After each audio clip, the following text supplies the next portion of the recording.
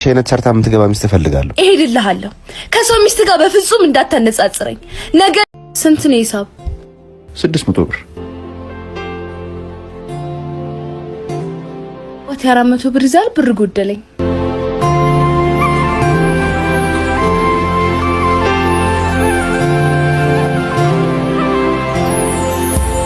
ነፍሴ እሺ አመሰግናለሁ።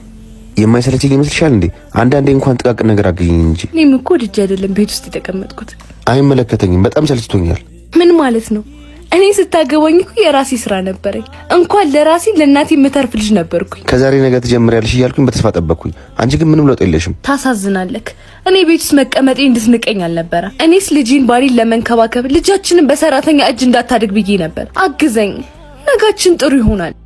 ይበቃናል። እዚህ ጋር ይበቃናል። አዎ ይበቃናል። እየቀለድክ ነው አባቴ።